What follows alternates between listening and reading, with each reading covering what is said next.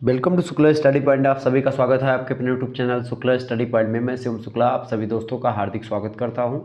आज के वीडियो के माध्यम से हम लोग चर्चा करेंगे राजनीति विज्ञान अर्थात पॉलिटिकल साइंस के महासंग्राम वीडियो के बारे में, जो कि ऑब्जेक्टिव टाइप का महासंग्राम वीडियो होगा। इसके बाद में लिखित महासंग्राम वीडियो में भी दूंगा, तो उसको लेकर के आप टेंशन मत लीजिएगा, चूँकि सिद्धार्थनगर विश्वविद्यालय का पेपर लगा हुआ है और आपको बता दूं कि ऑब्जेक्टिव टाइप की परीक्षा वहाँ पर होती है, तो ऐसे ही प्रश्न आपकी परीक्षा में आने वाले हैं। और एक बात मैं और आपको यहाँ पर सजेस्ट करना चाहूँगा कि राजा महेंद्र प्रताप सिंह विश्वविद्यालय जो है स्टेट यूनिवर्सिटी, उसका क्वेश्चन पेपर भी ऑब्जेक्टिव ही हुआ था पॉलिटिकल साइंस का, और उस पॉलिटिकल साइंस के पर्चे को यानी प्रश्न पत्र को मैंने सॉल्व करवा करके अपने यूट्यूब चैनल पर यानी आपके YouTube channel Shukla study point पर अपलोड कर दिया है, और वो वीडियो आपको प्लेलिस्ट में मिल जाएगी। तो आप उस वीडियो को जरूर देख लीजिएगा, क्योंकि वह आपके लिए बहुत ही हेल्पफुल होगी। बाकी 2 मॉडल पेपर पहले से ऑब्जेक्टिव के अवेलेबल है, तो 3 वीडियोज़ वो मस्ट हैं। और बाकी अगर उन तीनों को आप लोगों ने नहीं देखा है तो मैं तो कहूँगा कि जो क्वेश्चन पेपर मैंने सॉल्व करवाया था उसको देख लीजिएगा और मॉडल पेपर को देख लीजिएगा। और यह वीडियो आपके लिए बहुत ही मस्ट है। परीक्षा के अंत समय में आप इसी वीडियो को देख लीजिएगा, आपका काम हो जाना है, ठीक है। क्योंकि इसमें हम बहुत सारे प्रश्नों को समाहित करने का प्रयास हमने किया है और एक ही वीडियो के माध्यम से मैं तीव्र गति से बढ़ने का प्रयास करूंगा। जो पहले वाले हमारे मॉडल पेपर हैं उसमें हमने विस्तार से चीज़ों को बताने का प्रयास किया है, लेकिन इस महासंग्राम वीडियो का मतलब यही है, लगभग इसमें हम 200 से अधिक प्रश्नों के बारे में चर्चा करने का प्रयास करेंगे और बड़ी तीव्र गति से आगे बढ़ेंगे, ठीक है। तो आप लोग हमारे साथ बने रहिएगा और तीव्र गति से आपका रिवीजन हो जाएगा एक प्रकार से। चलिए, राजनीति विज्ञान में आपको बीए 4th सेमेस्टर में पढ़ना होता है वेस्टर्न पॉलिटिकल थॉट। क्या पढ़ना होता है? वेस्टर्न पॉलिटिकल थॉट के बारे में। उसके बहुत ही महत्वपूर्ण ये ऑब्जेक्टिव टाइप के प्रश्न हैं। आइए हम चर्चा करते हैं कौन कौन से आपकी प्रश्न जो हैं जो कि परीक्षा में पूछे जाने योग्य हैं, उन्हीं के बारे में हम चर्चा करेंगे। आइए चर्चा करते हैं। पहला प्रश्न है, हन्ना अरेंडेट जो है इनका जन्म कब हुआ था? तो हन्ना अरेंडेट का जो जन्म हुआ था ये कब हुआ था भाई? फटाफट से आप बताने का प्रयास करेंगे। तो इनका जन्म हुआ था 14 अक्टूबर 1906 को। कब हुआ था? 14 अक्टूबर 1906। ऑप्शन नंबर सी में दिया, करेक्ट आंसर हो जाएगा ऑप्शन नंबर सी। जिन्होंने सी लगाया होगा या सी लगाएंगे उनको नंबर मिलेगा। अगला प्रश्न आपसे पूछा गया, हन्ना अरेंडेट का जन्म जो है ये कहाँ पर हुआ था? तो इनका जन्म जो हुआ था ये कहाँ पर हुआ था भाई? जापान में, जर्मनी में, रूस में या अमेरिका में? तो इनका जन्म हुआ था जर्मनी में। कहाँ पर हुआ था? जर्मनी में, 14 अक्टूबर 1906 को। नेक्स्ट क्वेश्चन आप देखिएगा, ये किस धर्म की थी हन्ना अरेंडेट? तो ये एक प्रकार से किस धर्म की थी भाई? ये यहूदी थी। कौन? ये यहूदी धर्म से रिलेटेड थी। तो इस प्रकार से 3 प्रश्न आपके पूछे गए, बहुत ही इंपॉर्टेंट प्रश्न हैं, ये बात ध्यान रखिएगा। ओके, हन्ना अरेंडेट एक प्रकार से बहुत ही इम्पोर्टेंट विचारक हैं, राजनीतिक विचारक हैं, ये बात ध्यान रखिएगा। और ख़ास करके यहूदी विरोधी 19वीं शताब्दी के यहूदी विरोधी साम्राज्यवाद और नस्लवाद का उपचार इन्होंने किया, ठीक है, ये बात आप ध्यान रखिएगा। और इनकी पुस्तक भी है एक, द ह्यूमन कंडीशन। तो आपसे पूछा था द ह्यूमन कंडीशन पुस्तक के लेखक कौन है? तो आप बताइएगा हन्ना अरेंडेट है, ठीक है, ये बात ध्यान रखिएगा। 14 अक्टूबर 1906 में जन्म हुआ, जर्मनी में हनोवर एक जगह है वहीं पर इनका जन्म हुआ था, ये बात ध्यान रखिएगा। आगे बढ़ते हैं। और एक प्रकार से अमेरिकी राजनीतिक वैज्ञानिक और दार्शनिक यहूदी मामलों पर आलोचनात्मक लेखन और अधिनायकवाद के अध्ययन के लिए जानी जाती हैं, खास करके हन्ना अरेंडेट, ठीक है। आगे बढ़ते और भी चीज़ों को जानने का प्रयास करते हैं। अगला प्रश्न आपकी स्क्रीन पर आ चुका, सभी लोग देखने का प्रयास करेंगे।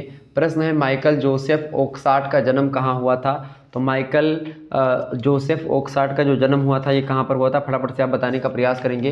पेरिस में हुआ था, यानी फ्रांस की राजधानी है पेरिस, या इंग्लैंड में, या न्यूजीलैंड में, या फ्रांस में।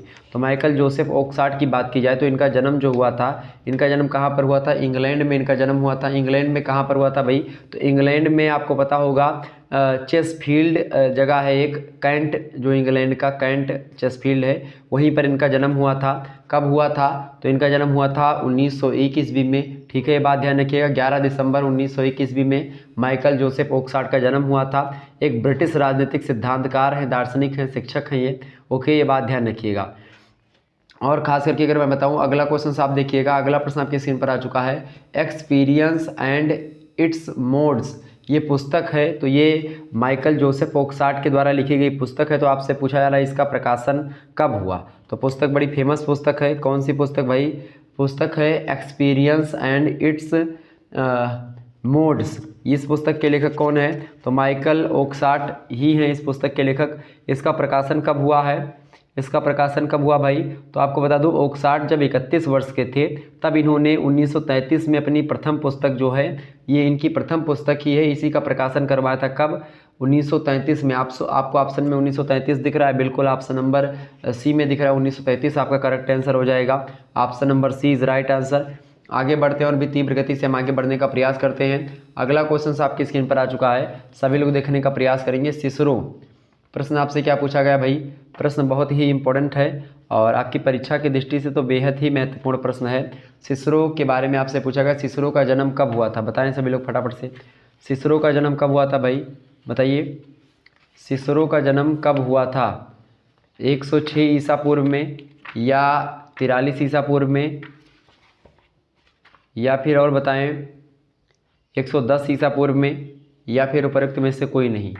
फटाफट से आप बताने का प्रयास करेंगे, इसका करेक्ट आंसर क्या हो जाएगा? सिसरो का जन्म कब हुआ था? बताइए भाई। तो सिसरो का जन्म जो हुआ था वो कब हुआ था? बिल्कुल करेक्ट आंसर आप सभी के आ रहे हैं, 106 ईसा पूर्व में सिसरो का जन्म हुआ था, ये बात ध्यान रखिएगा। और रोमन राजनीतिक चिंतक हैं, ये विचारक हैं, रोमन साम्राज्य से रिलेटेड रहे हैं। ओके, ये बात ध्यान रखिएगा।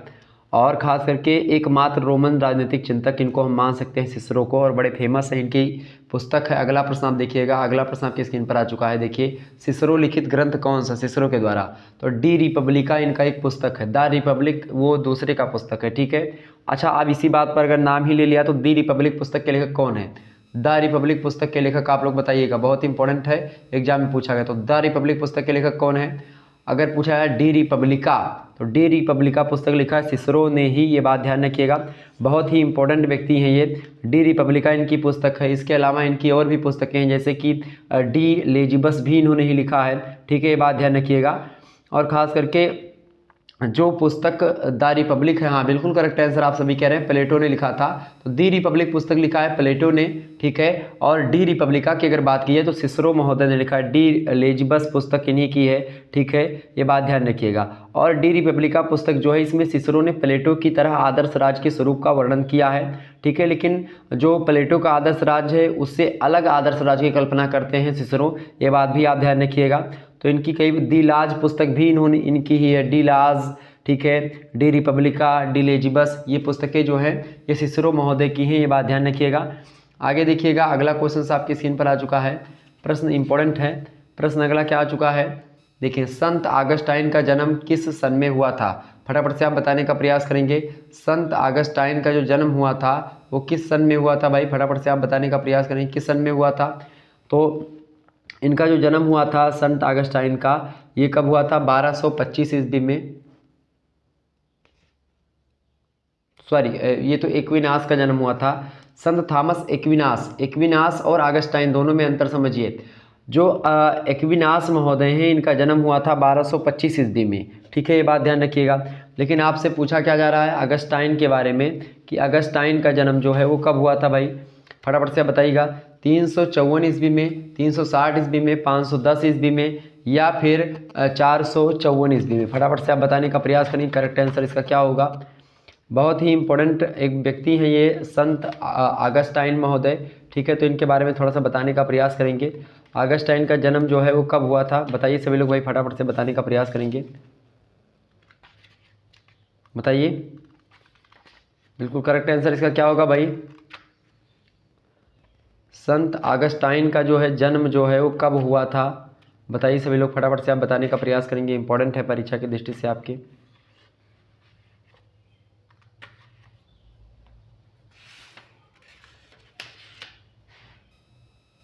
बताएं भाई। तो संत आगस्टाइन का जो जन्म हुआ था वो हुआ था 354 ईस्वी में। किस में हुआ था?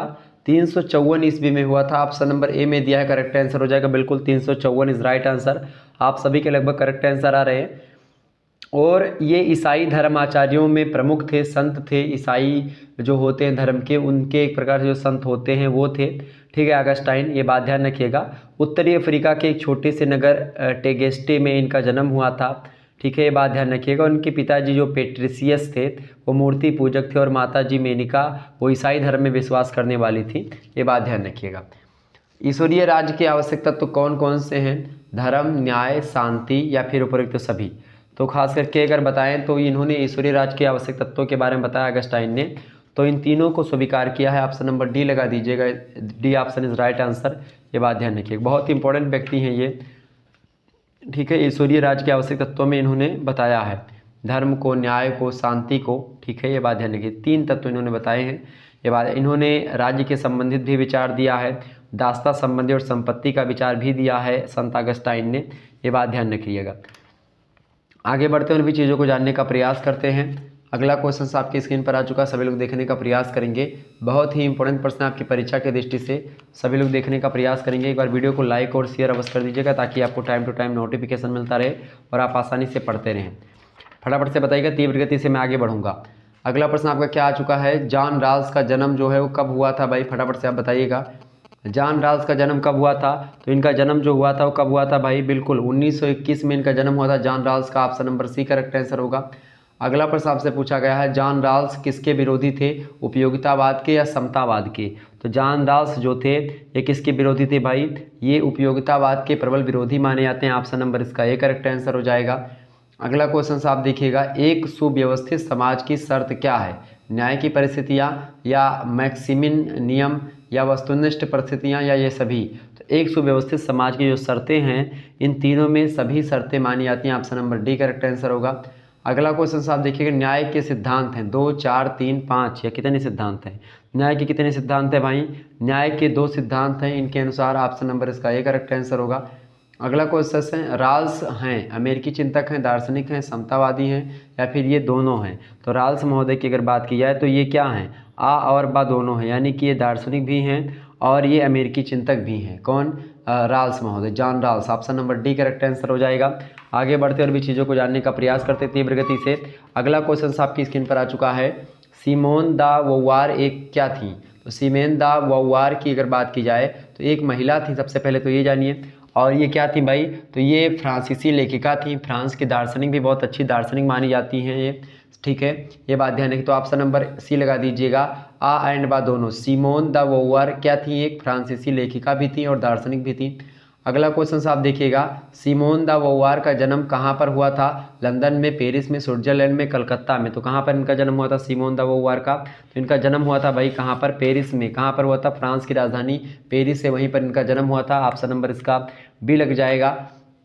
अगला क्वेश्चन आप देखिएगा, सिमोन द बोवार की रचना है इनमें से, बताएं कौन सी रचना है भाई? देखिए, woman destroyed, she came to stay या द ब्लड ऑफ अदर्स, ये सारी रचनाएं जो है सिमोन द बोवार की ही रचनाएं हैं। ये बात ध्यान रखिएगा। तो ऑप्शन नंबर इसका डी लगा दीजिएगा। इसके अलावा इनकी एक पुस्तक बड़ी फेमस है, the second sex. The second sex पुस्तक बड़ी फेमस है, ये सिमोन द बोवार की ही पुस्तक है। इसके अलावा द मेंडारिस, ऑल मेन और मॉर्टल भी इनकी रचना है। All said and done, the blood of others, the coming of age, ये सारी रचनाएं इन्हीं की है। A very easy death, she came to stay, ये तमाम प्रकार की रचनाएं जो है इन्हीं की रचनाएं हैं। द वुमन डिस्ट्रॉयड, ये भी एक बड़ी फेमस रचना है, या वुमन डिस्ट्रॉयड, ठीक है। विटनेस टू माई लाइफ, ठीक है। तो ये बड़ी फेमस रचनाएं जो कि सिमोन द बोवार ने लिखी हैं। अगला क्वेश्चन आप देखिएगा, सिमोन द बोवार का जन्म हुआ था, कब हुआ था इनका जन्म भाई? फटाफट से आप बताने का प्रयास करेंगे। तो सिमोन द बोवार का जो जन्म हुआ था, इनका जन्म कब हुआ था भाई? फटाफट से बताएंगे। 9 जनवरी 1908 को हुआ था। 1908 को इनका जन्म हुआ था, 9 जनवरी को, ठीक है। कहाँ पर हुआ था? फ्रांस में इनका जन्म हुआ था, ये बात ध्यान रखिएगा। और इन्होंने सबसे महत्वपूर्ण इनका जो काम रहा है, पुस्तकों का लेखन उन्होंने खूब किया, खूब रचनाएं लिखी हैं। कैथोलिक मध्यम वर्गीय परिवार से आती थी ये, ठीक है, ये बात ध्यान रखिएगा। और ये सबसे बड़ी घर की संतान थी, इसीलिए इनको बहुत प्यार भी मिला था बचपन में माता पिता के द्वारा इनको, ठीक है, ये बात ध्यान रखिएगा। और इनको 1913 ईस्वी में लड़कियों की एक प्राइवेट स्कूल में पढ़ने के लिए भेजा गया था, ये बात ध्यान रखेंगे। तो कई प्रकार की चीज़ें हैं इनके बारे में, कई सारी रचनाएं इन्होंने लिखी है। फ्रांसीसी लेखक हैं ये, मतलब लेखिका हैं, दार्शनिक हैं, नारीवाद आंदोलन से जुड़ी रही विचारक हैं ये, ठीक है, ये बात ध्यान रखिएगा। अगला क्वेश्चन आप देखेंगे, अगला प्रश्न आपका आ चुका है, सिमोन द बोवार का निधन कहाँ पर हुआ था, मतलब कि कब हुआ था? तो सिमोन द बोवार का जो निधन हुआ था ये कब हुआ था भाई? 14 अप्रैल 1986 को हुआ था। ऑप्शन कहीं पर दिख रहा है 14 अप्रैल 1986, ऑप्शन डी में दिख रहा है, बिल्कुल करेक्ट आंसर हो जाएगा, D option is right answer, ये बात ध्यान रखिएगा। ओके, आगे बढ़ते हैं। अगला क्वेश्चन आपकी स्क्रीन पर आ चुका है, फटाफट से आप देखने का प्रयास करें, बहुत ही महत्वपूर्ण प्रश्न है, यहाँ से प्रश्न आपकी परीक्षा में आया हुआ है। देखिए, प्रश्न है, मैरी वोllstonecraft का जन्म कहाँ पर हुआ था या कब हुआ था? तो इनका जन्म कब हुआ था भाई? मैरी वोलस्टोनक्राफ्ट का जो जन्म हुआ था ये हुआ था भाई कब जन्म हुआ था इनका, तो इनका जन्म होता 27 अप्रैल 1959 को। ऑप्शन नंबर इसका ए करेक्ट आंसर हो जाएगा, ऑप्शन नंबर ए लगा दीजिएगा। अगला प्रश्न आपसे पूछा सकता है एग्जाम में कि मैरी वोलस्टोनक्राफ्ट किस तरह की दार्शनिक थी। तो मैरी वोलस्टोनक्राफ्ट जो थी ये किस तरह की दार्शनिक थी भाई, ये थी नारीवादी दार्शनिक थी, नारीवाद से रिलेटेड बातें क्या करती थी, option number B correct answer होगा। अगला क्वेश्चन आप देखिएगा, मैरी वोलस्टोनक्राफ्ट द्वारा लिखित पुस्तक a vindication of the rights of women किस वर्ष लिखी गई पुस्तक है, बड़ी फेमस पुस्तक है। तो ये सबसे पहले तो यहाँ पर दो प्रश्न आपके तैयार होते हैं। एक तो प्रश्न यहाँ पूछेगा a vindication of the rights of women, इस पुस्तक के लेखक कौन है, तो आप बताएंगे कि मैरी वोलस्टोनक्राफ्ट है, लेखिका है ये, ठीक है। और कब प्रकाशित हुई यह पुस्तक, तो इस पुस्तक को प्रकाशन की अगर मैं बात करूं तो इस पुस्तक का जो प्रकाशन हुआ है वो हुआ है 1792 में, option number D correct answer हो जाएगा। अगला प्रश्न आपसे पूछा सकता है, मैरी वोलस्टोनक्राफ्ट के अनुसार महिलाओं की शिक्षा किस पर आधारित होनी चाहिए, तो इन्होंने कहा महिलाओं की जो शिक्षा होती है वो तार्किक और अमूर्त विचारों पर आधारित होनी चाहिए, ऑप्शन नंबर इसका बी करेक्ट आंसर होगा। अगला प्रश्न आपसे पूछा सकता है, निम्न में से कौन सी मैरी वोलस्टोनक्राफ्ट द्वारा नहीं लिखी गई रचना है, इनमें से, तो इनमें से कौन सी रचना जो है मैरी वोलस्टोनक्राफ्ट के द्वारा नहीं लिखी गई, यानी कि 3 रचनाएं इनमें से लिखी गई हैं। तो इसमें देखिए thoughts of the education of daughters ये लिखी गई है, original states from real life ये भी इन्हीं के द्वारा लिखी गई है, Maria or the wrongs of women ये भी पुस्तक इन्हीं के द्वारा लिखी गई है। लेकिन डिस्कोर्सेस ऑन इनइक्वलिटी ये पुस्तक इनकी नहीं है, तो ऑप्शन नंबर इसका डी लगा दीजिएगा। अगला क्वेश्चन आप देखिएगा, विवाह में महिलाओं को समाज के गहने या संपत्ति के रूप में देखना गलत है, महिलाओं को मानव के समान अधिकार दिया जाना चाहिए, यह कथन किसका है, यह कथन भी मैरी वोलस्टोनक्राफ्ट का ही है। आप मैरी वोलस्टोनक्राफ्ट का ही ये कथन है, option number A correct answer होगा। बहुत इंपॉर्टेंट प्रश्न है ये। अगला क्वेश्चन देखिएगा, महिलाओं के अधिकारों की पुष्टि के बारे में क्या सत्य है इन चारों में से, तो क्या सत्य है भाई महिलाओं के अधिकारों की पुष्टि के बारे में, तो इनमें से देखें सबसे पहला आपको दिया है महिला समानता के लिए लिखी गई एक पुस्तक, बिल्कुल सही है। महिलाओं के अधिकारों की पुष्टि एक पुस्तक है जो कि मैरी वोलस्टोनक्राफ्ट के द्वारा ही लिखी गई पुस्तक है, तो ये महिला समानता के लिए लिखी गई एक पुस्तक है, option number A correct answer होगा। अगला क्वेश्चन देखिएगा, मैरी वोलस्टोनक्राफ्ट द्वारा निम्न में से किसकी आलोचना की गई है, बताएं, अन्य लिंगों के मध्य समानता या महिलाओं में शिक्षा का अधिकार या पितृसत्तात्मक समाज। तो मैरी वोलस्टोनक्राफ्ट के द्वारा जो आलोचना करी गई है वो पितृसत्तात्मक समाज की करी गई है, ऑप्शन नंबर इसका सी करेक्ट आंसर होगा।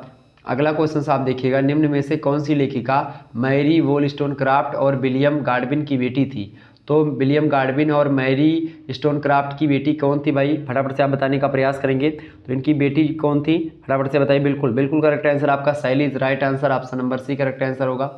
नेक्स्ट क्वेश्चन आप देखिएगा, मैरी वोलस्टोनक्राफ्ट की पहली कृति कौन सी मानी जाती है, तो इनकी पहली रचना जो है वो कौन सी है भाई, इनकी पहली रचना है thoughts on the education of daughters, option number इसका ए करेक्ट आंसर होगा। आगे बढ़ते हैं, अगला क्वेश्चन आपकी स्क्रीन पर आ चुका है, बहुत ही इंपॉर्टेंट प्रश्न है, बहुत ही अच्छे तरीके से आप लोग समझ पा रहे हैं इसको। अगला क्वेश्चन आपकी स्क्रीन पर आ चुका है, कार्ल मार्क्स का जन्म किस सन में हुआ था, बताएं सभी लोग फटाफट से। तो मार्क्स का जो जन्म हुआ था वो कब हुआ था भाई, तो कार्ल मार्क्स का जो जन्म हुआ था वो 1818 में हुआ था, ऑप्शन नंबर इसका ए करेक्ट आंसर हो जाएगा। फटाफट से एक बार वीडियो को लाइक और शेयर कर दीजिए। कार्ल मार्क्स जो हैं खास करके आपको पता होगा साम्यवाद के प्रवर्तक हैं, राज्य की उत्पत्ति के बारे में भी अपने विचार को देते हैं और बहुत सारी क्रांति का आवाहन, एक प्रकार से ये वर्ग संघर्ष की विचारधारा देते हैं। कार्ल मार्क्स बड़े अच्छे विद्वान हैं, ठीक है, ये बात ध्यान रखिएगा। और इन्होंने तहलका मचा दिया, पूरे पूंजीवादियों को एक प्रकार से एकदम से त्रस्त बोल दिया था इन्होंने, पूरी पूंजीवादी समाज एक तरफ और अकेले कार्ल मार्क्स आधुनिक समाजवाद के जनक बोले जाते हैं, ठीक है, ये बात ध्यान रखिएगा। 5 मई को इनका जन्म हुआ था 1818 ईस्वी में, ये बात ध्यान रखिएगा। ट्रायर एक नगर है, वहीं पर मध्यम वर्गीय यहूदी परिवार में इनका जन्म होता है। बाद में हालांकि ये ईसाई धर्म अपना लेते हैं कार्ल मार्क्स, ये बात भी ध्यान रखेंगे।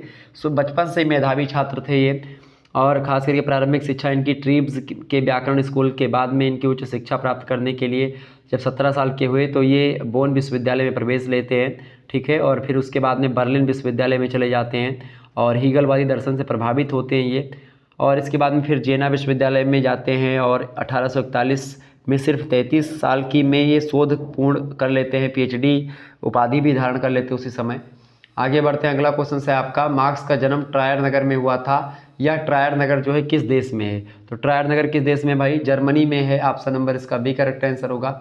नेक्स्ट क्वेश्चन आप देखिएगा, मार्क्स ने किस सन में उदारवादी सैनिक समाचार पत्र राय नीचे जई तुंग का संपादन किया था? तो राय नीचे जई तुंग एक समाचार पत्र है, उदारवादी सैनिक समाचार पत्र है। ये कार्ल मार्क्स ने इसका संपादन किया था। तो किस सन में किया था इसका संपादन? फटाफट से आप बताने का प्रयास करेंगे। तो इसका संपादन किया था 1842 में। ऑप्शन नंबर इसका सी करेक्ट आंसर होगा। अगला प्रश्न पूछा सकता है एग्जाम में, कार्ल मार्क्स ने निम्न में से कौन सी पुस्तक की रचना करी है?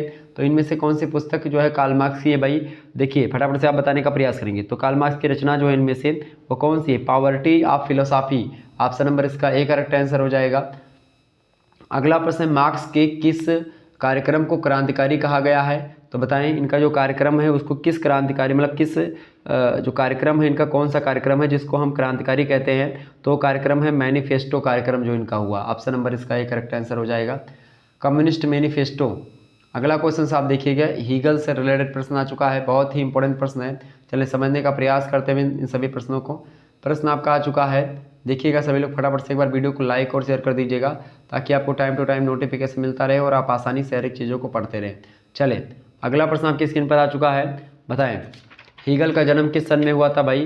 तो हीगल का जन्म कब हुआ था? बताइए सभी लोग फटाफट से आप बताने का प्रयास करेंगे। हीगल का जो जन्म हुआ था वो कब हुआ था भाई? वो हुआ था 1770 ईस्वी में। ऑप्शन नंबर इसका सी करेक्ट आंसर हो जाएगा। बहुत इंपॉर्टेंट प्रश्न है। अगला क्वेश्चन, ईसा मसीह का जीवन चरित्र किसने लिखा था?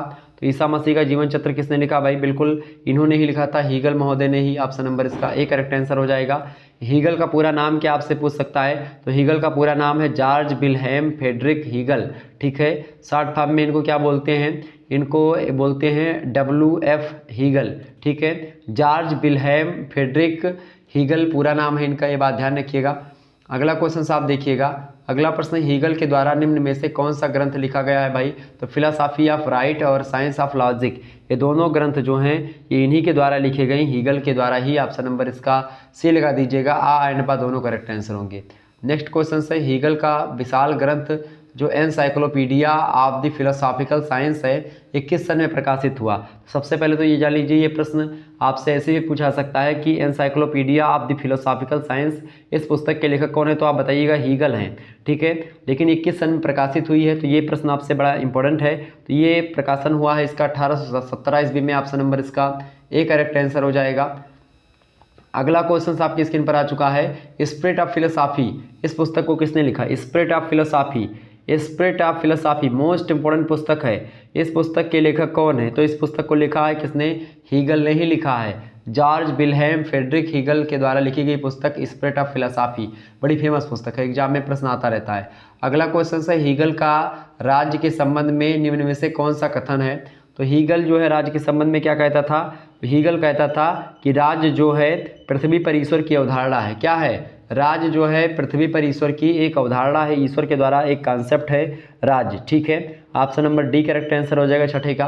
मतलब इसका अगला प्रश्न आप देखिएगा, अगला क्वेश्चन है, हीगल का दर्शन निम्न में से कौन से वाद का आधार है? बताएं तो कौन से वाद का आधार है हीगल का जो दर्शन है? उपयोगितावाद का, साम्यवाद का, समाजवाद का या सर्वाधिकारवाद का?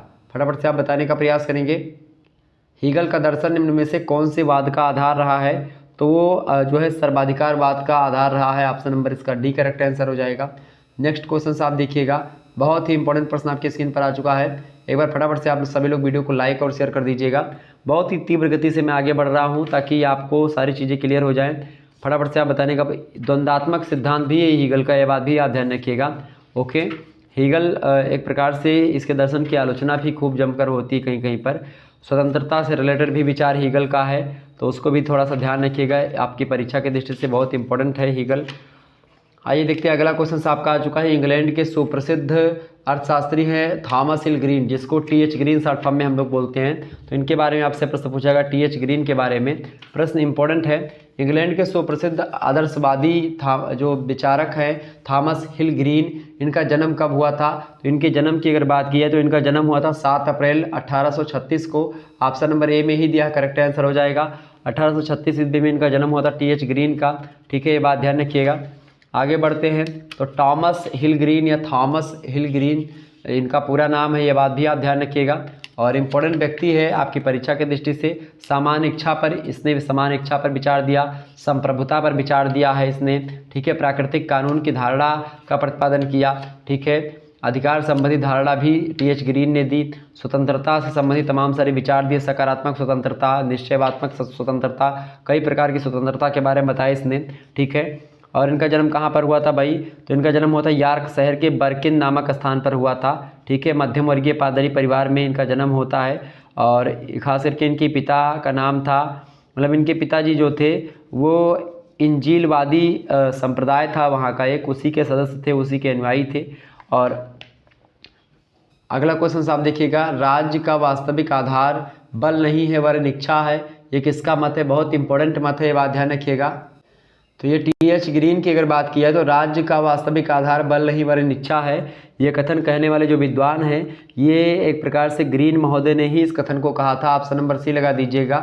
ग्रीन जो हैं ये आदर्शवाद के प्रवर्तक माने जाते हैं, आइडियलिज्म के प्रवर्तक माने जाते हैं। तो आपसे अभी पूछ सकता है कि आदर्शवाद के प्रवर्तक कौन है, तो आप लगाइएगा टी.एच. ग्रीन है, ठीक है। ये बात ध्यान रखिएगा। थॉमस हिल ग्रीन ब्रिटेन के थे, ब्रिटिश आदर्शवादी विचारक है, आदर्शवाद के प्रवर्तक है, ये बात ध्यान रखिएगा। और खास करके 19वीं शताब्दी के पूर्वार्ध में ऑक्सफोर्ड विश्वविद्यालय के प्रांगण में खास करके आदर्शवाद का जन्म माना जाता है, इनके द्वारा किया गया, ठीक है। ये बात ध्यान रखिए। कई सारी पुस्तकें भी इनकी हैं, जैसे प्रोले गोमिना टू एथिक्स इनकी पुस्तक है, for lectures on the English revolution की पुस्तक है। इसके अलावा lectures on the principles of politics obligation, ये भी इनकी एक पुस्तक है। एक पुस्तक और है इनकी, lectures on liberal legislation and freedom of contract. ये तमाम प्रकार की पुस्तक इन्होंने लिखी है जो कि बड़ी फेमस है।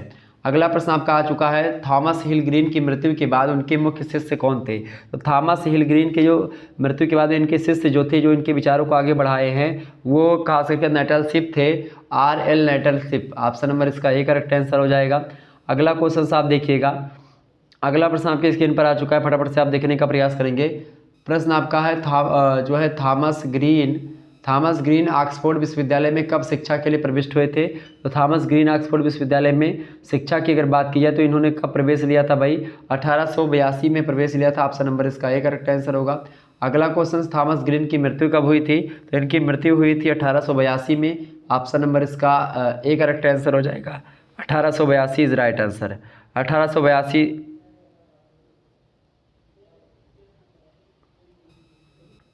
एक मिनट, यहाँ पर चूंकि 1882 में मात्र 46 साल की उम्र में ही इनकी मृत्यु हो गई थी। ये 1855 ईस्वी में ऑक्सफोर्ड में शिक्षा के लिए प्रविष्ट हुए थे, 1855 में, ठीक है। ये बात ध्यान रख लीजिए। तो यहाँ पर ऑप्शन में है नहीं 1855, थोड़ा सा यहाँ पर ये जो ऑप्शन मैंने 1882 बोल देता है मृत्यु की डेट है, ठीक है। तो इसे वो थोड़ा सा वही हमने सोचा मृत्यु वाला प्रश्न है। तो ये देखिए 1855 में एक प्रकार से ये विश्वविद्यालय में, ऑक्सफोर्ड विश्वविद्यालय में शिक्षा के लिए प्रविष्ट हुए थे, ये बात ध्यान रख लीजिएगा, ठीक है। वहाँ का महाविद्यालय उससे जुड़ा हुआ ऑक्सफोर्ड यूनिवर्सिटी से बेलियोल महाविद्यालय, उसमें उच्च शिक्षा के लिए प्रवेश किया था 1855 में इन्होंने, ये बात ध्यान रखिएगा। और 1800 इसमें मतलब 1882 में इनकी मृत्यु हो गई थी, 46 साल के थे जब इनकी मृत्यु हुई थी, ये बात ध्यान रखिएगा। थॉमस हिल ग्रीन। आगे बढ़ते हैं। अगला क्वेश्चन आपकी स्क्रीन पर आ चुका है, बहुत ही इंपॉर्टेंट प्रश्न है। एक बार वीडियो को शेयर और लाइक जरूर कर दीजिएगा ताकि इसी प्रकार से और भी वीडियोस आपको मिलती रहे और आप आसानी से हर एक चीज़ को पढ़ते रहें। चलिए फटाफट से एक बार वीडियो को शेयर कर दीजिएगा भाई, सभी लोग एक बार वीडियो को शेयर कर दीजिएगा। ओके, चले अगला क्वेश्चन आपकी स्क्रीन पर आ चुका है। मिल को आप जानते होंगे, मिल का नाम आप लोगों ने सुना होगा, ठीक है। JS मिल या जेम्स मिल। तो बताएं, मिल की अगर बात की जाए तो प्रश्न आपसे पूछा जा रहा है, मिल की पहली पुस्तक या पहली महत्वपूर्ण पुस्तक का प्रकाशन 1848 में हुआ था और उस पुस्तक का क्या नाम था? प्रश्न यही पूछा गया है। तो उस पुस्तक का क्या नाम था? उपयोगितावाद, राजनीतिक अर्थव्यवस्था या राजनीतिक सिद्धांतों का इतिहास? क्या नाम था भाई? तो मिल की जो पहली पुस्तक थी उसका नाम था राजनीतिक अर्थव्यवस्था। ऑप्शन नंबर इसका एक करेक्ट आंसर हो जाएगा, पॉलिटिकल इकोनॉमिक्स, ठीक है, पॉलिटिकल इकोनॉमी। अगला क्वेश्चन आप देखिएगा, मिल ने अपनी आत्मकथा का प्रकाशन किस वर्ष किया? फटाफट से आप बताने का प्रयास करेंगे। मिल ने अपनी आत्मकथा का प्रकाशन किस वर्ष किया भाई? बताइएगा सभी लोग। तो इन्होंने अपनी आत्मकथा का जो प्रकाशन किया था वो कब किया था?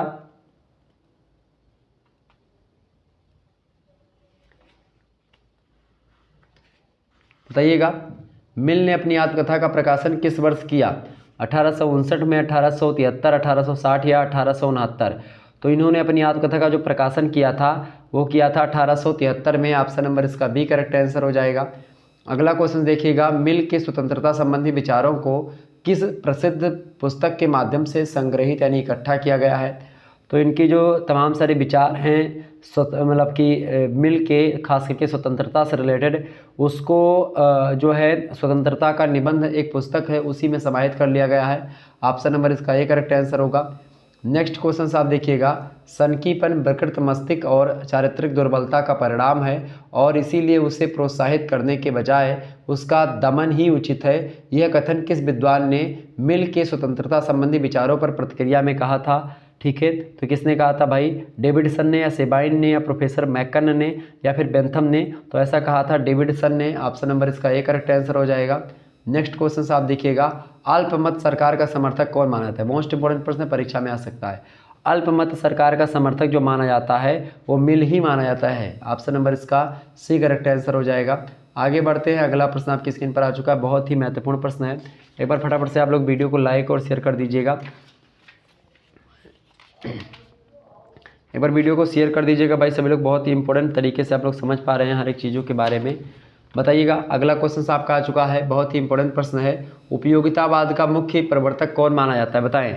तो उपयोगितावाद का जो प्रबल समर्थक माना जाता है वो कौन है भाई? वो है Jeremy Bentham. Option number A correct answer है। बहुत इंपॉर्टेंट प्रश्न आपकी परीक्षा में यही प्रश्न आएगा, ये बात ध्यान रखेंगे।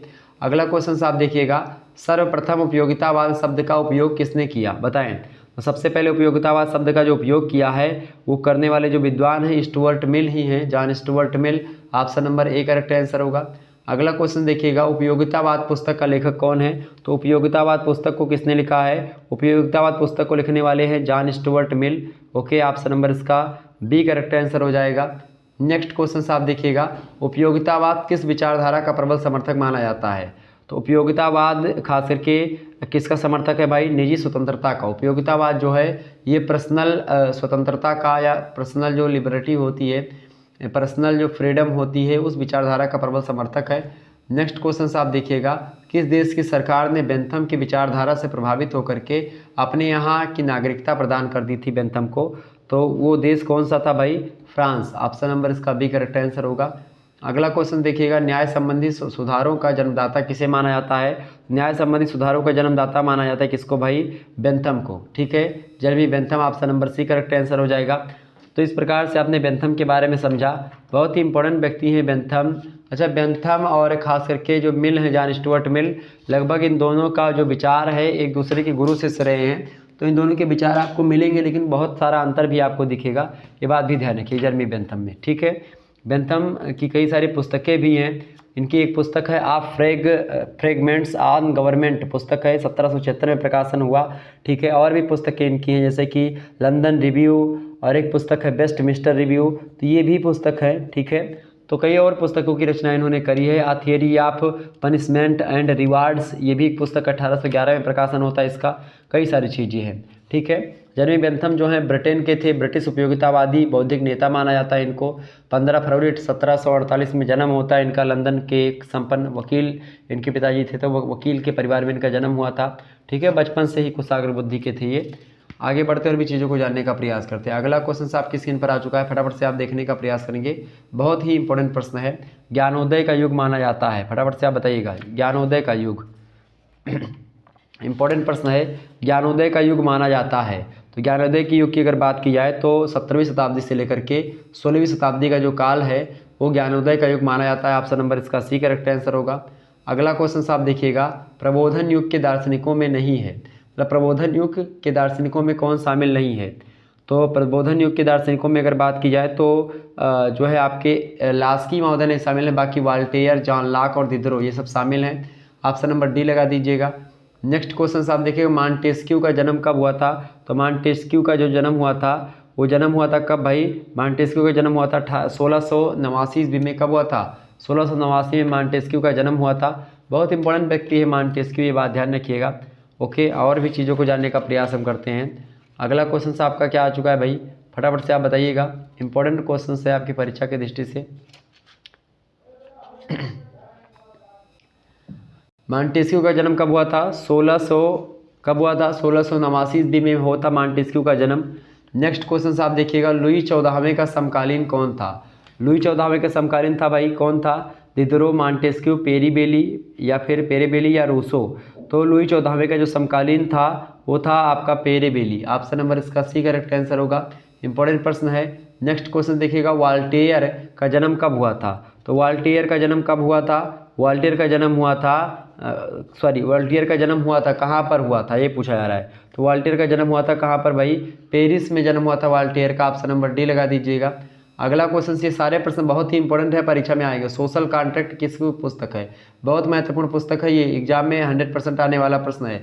सोशल कॉन्ट्रैक्ट पुस्तक के लेखक कौन है? बिल्कुल भाई, बिल्कुल जो है रूसो का नाम आप लोगों ने सुना होगा, तो रूसो ही हैं एक प्रकार से सोशल कॉन्ट्रैक्ट पुस्तक के लेखक। कौन है? रूसो जो है सोशल कॉन्ट्रैक्ट पुस्तक के लेखक हैं। ऑप्शन नंबर बी लगा दीजिएगा, ठीक है। B option is right answer. B option इसका करेक्ट आंसर हो जाएगा, रूसो, ठीक है। और वाल्टेयर का जन्म कहाँ पर हुआ था? तो वाल्टेयर का जो जन्म हुआ था वो हुआ था पेरिस में, ठीक है, फ्रांस की राजधानी है पेरिस। नेक्स्ट क्वेश्चन आप देखिएगा, ट्रिट्राइज ऑन टॉलरेंस, ये पुस्तक बड़ी फेमस है, एग्जाम में आ सकती है। ट्रिट्राइज ऑन टॉलरेंस पुस्तक के लेखक कौन है? तो इस पुस्तक के लेखक कौन है भाई? बिल्कुल बिल्कुल करेक्ट आंसर है, वाल्टेयर महोदय इस पुस्तक को लिखा है उन्होंने, ट्रिट्राइज ऑन टॉलरेंस। नेक्स्ट क्वेश्चन आप देखिएगा, अगला प्रश्न है, इमैनुअल कांट का जन्म कब हुआ था? तो इमैनुअल कांट का जो जन्म हुआ था वो कब हुआ था भाई? इमैनुअल कांट का जो जन्म हुआ था वो हुआ था 1724 ईस्वी में। बिल्कुल करेक्ट आंसर आप सभी क्या रहे हैं? Option number A correct answer हो जाएगा। तीव्र गति से आगे बढ़ रहा हूँ हम, रिवीजन क्लास है ये, political science BA 4th semester के छात्राओं के लिए, ठीक है। अगला क्वेश्चन देखिएगा, समीक्षावाद किसने प्रस्तुत किया? मोस्ट इंपोर्टेंट प्रश्न, समीक्षावाद किसने प्रस्तुत किया? इमैनुअल कांट ने, लाक ने, लास्की ने, जॉन रॉस ने? बताएं। तो इमैनुअल कांट ने ही समीक्षावाद को प्रस्तुत किया है। ऑप्शन नंबर इसका ए करेक्ट आंसर हो जाएगा। आगे बढ़ते हैं और भी चीज़ों को जानने का प्रयास करते हैं। तो इमैनुअल कांट के बारे में आप लोगों ने जान लिया, आगे बढ़ते हैं और भी चीज़ों को जानने का प्रयास करते हैं। अगला प्रश्न आपकी स्क्रीन पर आ चुका है, देखिए, जीन जैक्स रूसो का जन्म कहाँ पर हुआ था? बढ़िया प्रश्न, बहुत बढ़िया प्रश्न है। प्रश्न है, जीन जैक्स रूसो का जन्म कहाँ पर हुआ था? तो जीन जैक्स रूसो का जन्म कहाँ पर हुआ था भाई? बिल्कुल जिनेवा में हुआ था। कहाँ पर हुआ था जीन जैक्स रूसो का जन्म? जिनेवा में हुआ था जीन जैक्स रूसो का जन्म। बहुत ही इंपॉर्टेंट पुस्तक जो है ये व्यक्ति है जीन जैक्स रूसो। रूसो के बारे में अगर बात की, सामाजिक समझौते से रिलेटेड इन्होंने, समान इच्छा का सिद्धांत भी रूसो का ही है, और भी कई सारी पुस्तकों को इन्होंने लिखा है। इन्होंने कलाओं और विज्ञानों के नैतिक प्रभावों पर एक निबंध लिखा 1750 में। 1755 में व्यक्तियों में असमानता के उद्भव पर एक निबंध लिखा है, ठीक है। राजनीतिक अर्थशास्त्र पर एक निबंध लिखा है 1755 में। 1762 में सामाजिक समझौते या सोशल कॉन्ट्रैक्ट पुस्तक को 1762 में प्रकाशन करवाया। एक शैक्षिक ग्रंथ इनका है द ईमेल, वो 1762 ईस्वी में। तो द ईमेल पुस्तक के लेखक आपसे पूछ सकता है द ईमेल पुस्तक के लेखक कौन है? तो आप बताएंगे द ईमेल पुस्तक के लेखक हैं जीन जैक्स रूसो, ठीक है। ये बात ध्यान रखिएगा, जीन जैक्स रूसो जो हैं हाब्स और लाक के बाद में तीसरे विद्वान हैं जो कि सामाजिक समझौते को फॉलो करते हैं, सामाजिक समझौते के सिद्धांत के हिसाब से राज्य की उत्पत्ति के बारे में बताते हैं, ठीक है। ये बात ध्यान रखिएगा। और जीन जैक्स रूसो की अगर बात की जाए तो ये एक प्रकार से बड़े अच्छे विद्वान भी माने जाते हैं, और इन्होंने क्या किया है, लाक और हाब्स के विचारों को मिला करके सामाजिक समझौते को एक प्रकार से एक नई विचार दिया है, ठीक है। बात ध्यान, जिनेवा में इनका जन्म हुआ था, जिनेवा में 1712 ईस्वी में इनका जन्म हुआ था, ठीक है, 28 जून को। ये बात ध्यान रखिएगा, बहुत इंपॉर्टेंट व्यक्ति है ये रूसो। आगे देखिएगा, अगला क्वेश्चन आपकी स्क्रीन पर आ चुका है, रूसो ने गीत काव्य कब लिखा? तो रूसो ने गीत काव्य कब लिखा भाई? तो रूसो ने गीत काव्य लिखा है 1746 में। ऑप्शन नंबर बी लगा दीजिएगा। अगला क्वेश्चन आपकी स्क्रीन पर आ चुका है, रूसो की महानतम पुस्तक कौन सी है? तो रूसो की महानतम पुस्तक कौन सी भाई, फटाफट से आप बताइएगा। रूसो की महानतम पुस्तक है, उसका नाम है द ईमेल। द ईमेल पुस्तक बड़ी फेमस पुस्तक है, एग्जाम में प्रश्न हमेशा आता है इससे, ओके, शिक्षा से रिलेटेड है। अगला क्वेश्चन आप देखिएगा, किस रचना ने फ्रांस के जनमानस पर विशेष प्रभाव डाला है? तो किस रचना ने डाला है भाई?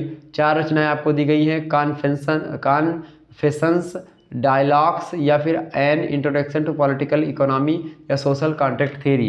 तो किस रचना ने फ्रांस के जनमानस पर प्रभाव डाला है? तो जो सोशल कॉन्ट्रैक्ट थ्योरी है ये बहुत ज़्यादा फ्रांस पर की जनता पर प्रभाव डालती है। जीन जैक्स रूसो की जो रचना सोशल कॉन्ट्रैक्ट थ्योरी जो उन्होंने दी। अगला प्रश्न आप देखिएगा, रूसो ने कितने प्रकार की सरकारों का वर्णन किया है? 4, 7, 9 या 5? तो रूसो ने कितने प्रकार की सरकारों का वर्णन किया है भाई? तो रूसो महोदय ने 4 प्रकार की सरकारों के बारे में बताया। ऑप्शन नंबर इसका ए करेक्ट आंसर होगा। अगला क्वेश्चन साहब देखिएगा, बहुत बढ़िया प्रश्न है। देखिएगा प्रश्न है आपकी स्क्रीन पर आ चुका है, किस पुस्तक में मनुष्य की शिक्षा का उद्देश्य उसकी निर्वासित प्रकृति की पुनर्स्थापना करना बताया गया है? बताएं। करेक्ट आंसर इसका क्या हो जाएगा?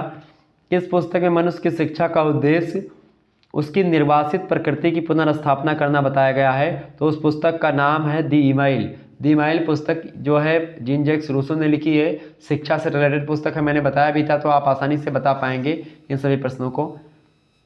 अगला क्वेश्चन से आपकी स्क्रीन पर पूछा जा सकता है कि किसके अनुसार पुरोहित धर्म वह धर्म है जो पुरोहितों और पादरियों द्वारा संपन्न किया जाता है, यह धर्म सबसे निम्न और निकृष्ट है? ये किसने कहा था? तो ये कहने वाले जो विद्वान हैं वो हैं Jean Jacques Rousseau. Option number इसका बी करेक्ट आंसर हो जाएगा। अगला प्रश्न आप देखिएगा, जॉन लॉक का जन्म जो है, जीन जैक्स रूसो जो हैं वो खास करके इनके बाद आते हैं जॉन लॉक के। तो जॉन लॉक का जन्म कहाँ हुआ था, प्रश्न आपसे पूछा जा रहा है।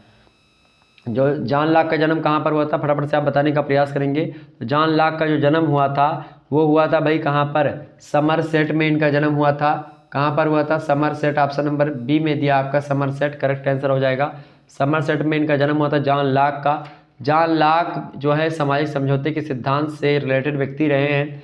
जॉन लॉक की बात की है तो हॉब्स ने सबसे पहले विचार दिया, हॉब्स के बाद में जॉन लॉक ने एक प्रकार से विचार दिया। ब्रिटिश राजनीतिक चिंतक है, ब्रिटेन के हैं, ये बात ध्यान रख लीजिएगा। ओके।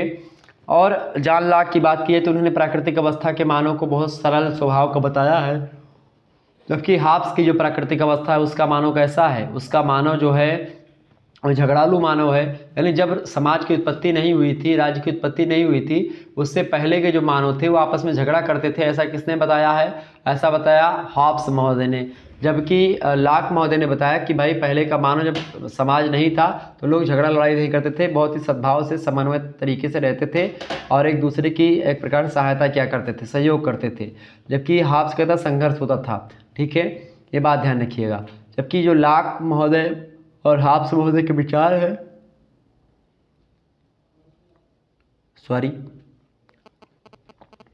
तो हॉब्स और लॉक के जो विचार हैं उन विचारों को मिला करके जीन जैक्स रूसो ने सामाजिक समझौते का और अच्छा सिद्धांत दे दिया। ठीक है, ये बात ध्यान रखिएगा। तो प्रश्न आपसे क्या पूछा जा रहा है? प्रश्न है कि जॉन लॉक का जन्म जो है वो कहाँ पर हुआ था? तो समरसेट में हुआ था। समरसेट काउंटी के रिंगटन एक स्थान है, वहीं पर हुआ था। पार्लियामेंट की ओर से लड़ने वाली सेना की कंपनी में एक अधिकारी थे और वहीं पर इनका जन्म हुआ था।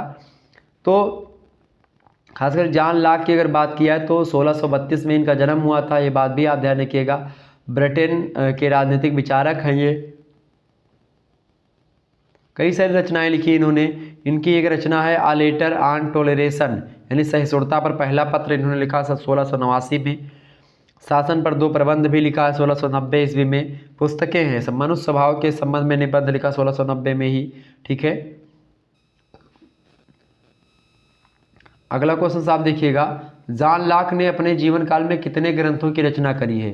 तो जॉन लॉक ने अपने पूरे जीवन काल में जो ग्रंथों की रचना करी है वो लगभग और लगभग कितनी ग्रंथों की रचना करी है भाई? तो इन्होंने लगभग और लगभग 30 ग्रंथों की रचना करी अपने जीवन काल में। ऑप्शन नंबर इसका सी करेक्ट आंसर होगा। अगला प्रश्न, जॉन लॉक की मृत्यु कब हुई थी? तो इनकी मृत्यु जो हुई थी वो हुई थी 1704 में। ऑप्शन नंबर बी लगा दीजिएगा। अगला क्वेश्चन साहब देखिएगा, अगला प्रश्न, जॉन लॉक का प्रसिद्ध ग्रंथ कौन सा है इनमें से? बताएं।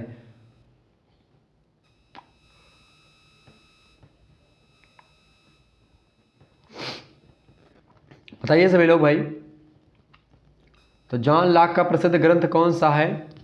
बिल्कुल बिल्कुल करेक्ट आंसर आप सभी के आ रहे हैं, the training on government. The training on government जो पुस्तक है ये जॉन लॉक की सबसे प्रसिद्ध पुस्तक मानी जाती है। अगला क्वेश्चन, जॉन लॉक का कार्य 21 की सत्ता को ऊपर उठाना नहीं बल्कि उसे सीमित करना है, यह कथन किसका है? बताएं। तो ये कथन किसने कहा था? बिल्कुल मैक्सी महोदय का कथन है। ऑप्शन नंबर बी लगा दीजिएगा। अगला क्वेश्चन साहब देखिएगा, किसके अनुसार मनुष्यों के राज्यों में संगठित होने तथा अपने को सरकार के अधीन रखने का मुख्य उद्देश्य अपनी संपत्ति की रक्षा करना है, ऐसा बताया? तो ऐसा बताने वाले जो विद्वान हैं वो है John Locke. Option number B में दिए हैं। अगला क्वेश्चन साहब देखिएगा, अगला प्रश्न, किसके अनुसार जिस चीज़ को मनुष्य ने शारीरिक श्रम के द्वारा प्राप्त किया है उसका उस प्रकृति पर अधिकार होता है? तो ऐसा किसने कहा था? ऐसा लाक महोदय ने ही कहा था। Option number A correct answer हो जाएगा। आगे बढ़ते हैं, और भी प्रश्न आपकी स्क्रीन पर आ चुका है, बहुत ही इंपॉर्टेंट प्रश्न है, देखेंगे सभी लोग। प्रश्न, थॉमस हॉब्स का जन्म कहाँ पर हुआ था? बढ़िया प्रश्न है आपकी परीक्षा की दृष्टि से, बताइएगा सभी लोग। थॉमस हॉब्स का जन्म जो है वो कहाँ पर हुआ था भाई? तो हॉब्स का जो जन्म हुआ था ये कहाँ पर हुआ था भाई? बिल्कुल करेक्ट आंसर आप सभी के आ रहे हैं, बिल्कुल इंग्लैंड में ही थॉमस हॉब्स का जन्म हुआ था। अगला क्वेश्चन से आप देखिएगा, मृत्यु इनकी कब हुई थी भाई? तो इनकी जो मृत्यु हुई थी वो हुई थी 1679 ईस्वी में हुई थी। 1679 ईस्वी में इनकी मृत्यु हुई थी हॉब्स की। यह बात ध्यान रखिएगा, इंपॉर्टेंट प्रश्न है आपकी परीक्षा की दृष्टि से। हॉब्स ने व्यक्तिवाद भी दिया है और हॉब्स ने राज्य का सामाजिक समझौते का सिद्धांत भी दिया है, संप्रभुता के बारे में बताया, प्राकृतिक कानून के बारे में इन्होंने बताया है सामाजिक समझौते से रिलेटेड। ठीक है, तो हॉब्स विद्वान अच्छे हैं, इसमें कोई दो राय नहीं। हालांकि इन्होंने जो बातें बताई हैं उनकी आलोचनाएं भी हुई हैं, हॉब्स की हुई हैं, लाक की हुई, कोई विद्वान ऐसे नहीं जिनकी आलोचना नहीं होती है। ठीक है, ये बात ध्यान रखिएगा। इंग्लैंड के निवासी थे, इंग्लैंड में ही जन्म होता है इनका। 5 अप्रैल को जन्म हुआ था 1588 में, मृत्यु 1679 में हो गई थी। ओके, बात ध्यान रख लीजिएगा। आगे बढ़ते हैं, और एक माल बेसबरी में एक पादरी थे, उन्हीं पादरी के परिवार में इनका जन्म हुआ था, ये बात ध्यान रख लीजिएगा। आगे बढ़ते हैं, अगला क्वेश्चन आपकी स्क्रीन पर आ चुका है, फटाफट से अगला प्रश्न है, हॉब्स ने डीसीबी की रचना, डीसीबी इनकी पुस्तक है, तो डीसीबी की रचना इन्होंने किस सन में करी थी भाई? तो हॉब्स ने डीसीबी की पुस्तक की रचना किस सन में करी थी? तो इन्होंने किस सन में करी थी? बिल्कुल करेक्ट आंसर आप सभी कह रहे हो, 1642 इज राइट आंसर, 1642 में करी थी। अगला क्वेश्चन है, हॉब्स की सर्वाधिक महत्वपूर्ण एवं प्रसिद्ध पुस्तक का क्या नाम है? तो इनकी जो सबसे ज़्यादा फेमस पुस्तक है हॉब्स महोदय की, थॉमस हॉब्स की, उस पुस्तक का नाम है क्या? उस पुस्तक का नाम है लेवियाथन। ठीक है, ऑप्शन नंबर इसका सी करेक्ट आंसर है, बहुत इंपॉर्टेंट पुस्तक है लेवियाथन। ठीक है, आगे बढ़ते हैं, ऑप्शन नंबर इसका सी करेक्ट आंसर हो जाएगा। ये प्रश्न आपकी परीक्षा में हमेशा आने वाला प्रश्न है, जो लेवियाथन पुस्तक के लेखक कौन है? तो थॉमस हॉब्स हैं। अगला क्वेश्चन से आप देखिएगा, राज दर्शन में हॉब्स की प्रसिद्धि का मुख्य कारण बताएं। तो राज्य दर्शन में हॉब्स की जो प्रसिद्धि का मुख्य कारण है वो क्या है भाई? तो वो है वैज्ञानिक भौतिकवाद। Option number B correct answer हो जाएगा। अगला क्वेश्चन से आप देखिएगा, किसके अनुसार वास्तविक कानून उस व्यक्ति का आदेश है जिसे दूसरे को आदेश देने का अधिकार प्राप्त है? ऐसा जो कहने वाले विद्वान हैं उनका नाम है Thomas Hobbes, is right answer, option number B में दिए हैं। अगला क्वेश्चन से आप देखिएगा, हॉब्स का दर्शन तर्कशास्त्र की सर्वोत्तम रचना है, यह मत किसका है? तो ऐसा किसने कहा कि हॉब्स का दर्शन तर्कशास्त्र की सर्वोत्तम रचना है? तो ऐसा कहा था टर्मन महोदय ने। ऑप्शन नंबर इसका बी करेक्ट आंसर हो जाएगा। टर्मन ने कहा था कि हॉब्स का दर्शन तर्कशास्त्र की सर्वोत्तम रचना है, ये बात ध्यान रख लीजिएगा। अगला क्वेश्चन आपकी स्क्रीन पर आ चुका है, बहुत ही बढ़िया प्रश्न है, बोंदा का संबंध किस देश से? बताएं सभी लोग। जीन जैक्स बोंदा की अगर बात की जाए, बोंदा का पूरा नाम क्या है बताएं? बोंदा का पूरा नाम है जीन बोंदा। ठीक है, जीन जैक्स रूसो है, जीन बोंदा इनका पूरा नाम है। ठीक है, तो बोंदा की अगर बात की जाए तो प्रश्न है, बोंदा का संबंध किस देश से? फ्रांस से, ब्रिटेन से, रूस से, चीन से, या फिर जर्मनी से, सॉरी रूस से? बताएं करेक्ट आंसर इसका क्या हो जाएगा भाई? जो बोंदा हैं, बोंदा का संप्रभुता का सिद्धांत बड़ा फेमस सिद्धांत है, ये बात ध्यान रख लीजिएगा। ओके, संप्रभुता से रिलेटेड कई सारी बातें बोंदा करते हैं और बड़े अच्छे तरीके से बताते हैं। तो बोंदा का जो जन्म हुआ था, कहाँ पर हुआ था भाई, किस देश में हुआ था? तो ये फ्रांस के विद्वान हैं, फ्रांसीसी दार्शनिक हैं, ऑप्शन नंबर ए लगा दीजिएगा। ठीक है, ये बात ध्यान रख लीजिएगा। और खास करके इनका जन्म हुआ था 1530 ईस्वी में। प्रश्न है, बोंदा का जन्म किस सन में हुआ था? तो 1530 में हुआ था, ऑप्शन नंबर इसका बी लगा दीजिएगा, करेक्ट आंसर हो जाएगा। जब इनका जन्म हुआ था तो फ्रांस में गृह कला और धर्म युद्ध एक प्रकार से चल रहा था, तो उसी समय इनका जन्म होता है। अगला क्वेश्चन से आप देखिएगा, बोंदा की महत्वपूर्ण कृति गणराज्य की 6 पुस्तकें हैं, इसका प्रकाशन किस सन में हुआ? तो आपसे ऐसा प्रश्न पूछ सकता है, गणराज्य की 6 पुस्तकें, इस पुस्तक के लेखक कौन है? इसको लिखा है जीन बोंदा ने। ठीक है, ये बात ध्यान रख लीजिएगा। तो अब प्रश्न क्या आपसे पूछा जा रहा है? प्रश्न आपसे कह रहा है कि इस पुस्तक का प्रकाशन किस सन में हुआ था? तो इस पुस्तक का जो प्रकाशन हुआ था वो हुआ था भाई कब? 1576 में। बिल्कुल करेक्ट आंसर है आपके, C option is right answer. Next question आपकी स्क्रीन पर आ चुका है, फटाफट से एक बार वीडियो को लाइक और शेयर कर दीजिएगा। बहुत बढ़िया तरीके से आप लोग आंसर कर रहे हैं, इस तरीके से आगे बढ़ते रहेंगे, आप परीक्षा में अच्छे अंक प्राप्त करेंगे। अगला प्रश्न है, गणराज्य की 6 पुस्तकें सच्चे अर्थों में राजनीति शास्त्र का प्रथम आधुनिक ग्रंथ है, यह कथन निम्न में से किसका है? बताएं। गणराज्य की जो 6 पुस्तकें जो कि बोंदा की रचना है, सच्चे अर्थों में राजनीति शास्त्र का प्रथम आधुनिक ग्रंथ है, यह कथन किसका है बताइए। तो यह कथन किसने कहा था? बिल्कुल ये कथन कहने वाले विद्वान है मैक्सी। ऑप्शन नंबर इसका ए करेक्ट आंसर होगा। अगला क्वेश्चन है, संप्रभुता का सिद्धांत राजनीतिक चिंतन के क्षेत्र में बोंदा का सबसे बड़ा और विशिष्ट योगदान माना जाता है, यह कथन किसका है? तो यह कथन कहा था किसने भाई? बोंदा ने ही स्वयं कहा है। ठीक है, ये बात ध्यान रखिएगा, बहुत इंपॉर्टेंट है, चूंकि संप्रभुता का सिद्धांत राजनीतिक क्षेत्र में बोंदा का सबसे बड़ा विशिष्ट योगदान है। ऐसा किसने कहा था भाई? सभी लोग बताने का प्रयास करेंगे। बहुत ही इंपॉर्टेंट प्रश्न है और बोंदा स्वयं इस बात को स्वीकार भी करते हैं, ये बात ध्यान रख लीजिएगा। आगे बढ़ते और भी चीज़ों को जानने का प्रयास करते हैं। अगला क्वेश्चन आपके स्क्रीन पर आ चुका है, सर्वप्रथम संप्रभुता का विधिवत विश्लेषण किया था किसने? तो सबसे पहले संप्रभुता के बारे में विधिवत तरीके से अध्ययन किया और विश्लेषण किया वो बोंदा ने ही स्वयं किया था। ऑप्शन नंबर इसका सी करेक्ट आंसर हो जाएगा। तो ये बात थोड़ा सा ध्यान रख लीजिएगा, बढ़िया प्रश्न है। आगे देखते हैं अगला क्वेश्चन। अगला प्रश्न आपका आ चुका है, कानूनी प्रभुसत्ता का निम्न में से एक समर्थक है, बताएं। प्रश्न बढ़िया है, मैकाइबर, लास्की, ऑस्टिन या फिर कैब्र? फटाफट से आप बताने का प्रयास करेंगे। प्रश्न आपसे पूछा रहा है कि कानूनी प्रभुसत्ता का समर्थक इनमें से कौन सा है? तो बिल्कुल समर्थक कौन है भाई? ऑस्टिन। ठीक है, ऑस्टिन का पूरा नाम है जॉन ऑस्टिन। तो ये कानूनी प्रभुसत्ता के प्रबल समर्थक थे। अगला क्वेश्चन है, कानून संप्रभु का आदेश है, बहुत इंपॉर्टेंट पुस्तक, ये एक प्रकार से ये कथन है, ऐसा किसने कहा था? तो जॉन ऑस्टिन ने ही ये कथन कहा था। क्या कहा था भाई? कानून संप्रभु का आदेश है, ऐसा किसने कहा था? फटाफट से आप बताने का प्रयास करेंगे।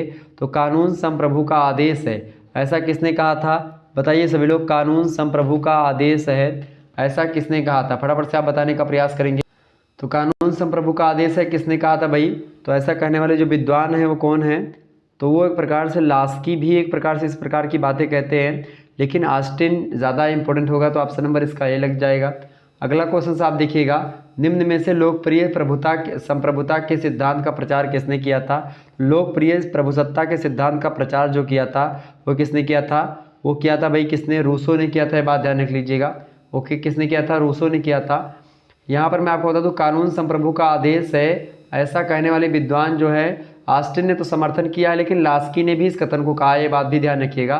तो लास्की और ऑस्टिन, लेकिन लास्की ज़्यादा इंपॉर्टेंट होगा आपका। ओके, तो लास्की लगाइएगा, मेरे हिसाब से यहाँ पर लास्की ही होना चाहिए। ठीक है, बाकी ऑस्टिन तो संप्रभुता के बारे में सिद्धांत ही देते हैं, तो इनके बारे में तो ये भी समर्थन करते हैं उसका। ठीक है, अगला क्वेश्चन से आप देखिएगा, निम्न तत्व राज्य को अन्य समुदायों या संगठनों से अलग करता है, बताएं। निम्न तत्व यानी इनमें से कौन सा तत्व है जो अन्य समुदायों और संगठनों को अलग करता है? राज्य को अन्य समुदायों से और अन्य संगठनों से अलग करता है एक राज्य को।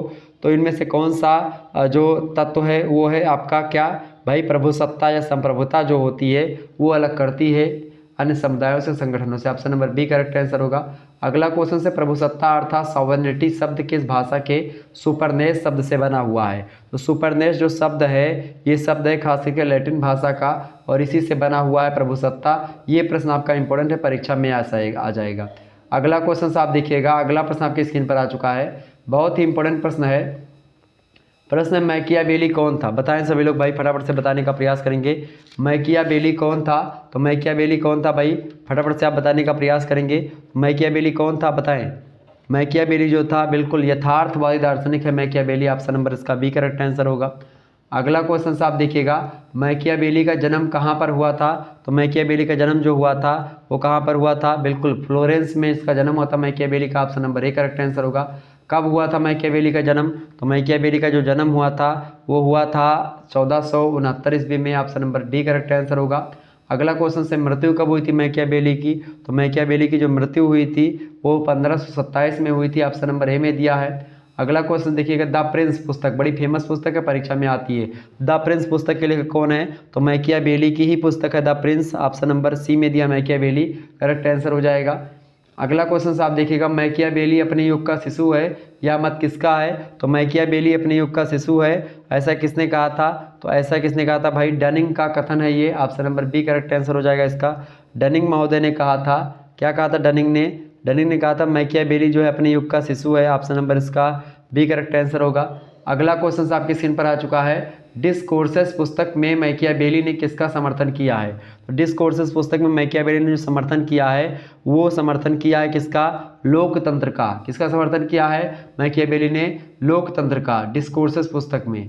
अगला क्वेश्चन आप देखिएगा, अगला क्वेश्चन आपके स्क्रीन पर आ चुका है। आधुनिक युग का प्रथम विचारक किसे माना जाता है? बहुत इंपॉर्टेंट प्रश्न है, बहुत ही यूनिवर्सिटी में जो अभी पर्चा हुआ है राजा महेंद्र प्रताप का, उसमें प्रश्न पूछा भी गया कई बार, मतलब कि ये प्रश्न पूछा गया उसमें 2 बार लगभग या 1 बार प्रश्न पूछा गया था। बताएं, प्रश्न है आधुनिक युग का प्रथम विचारक किसे माना जाता है? तो आधुनिक युग का जो प्रथम विचारक है वो मैकियावेली ही है। ऑप्शन नंबर इसका बी करेक्ट आंसर होगा।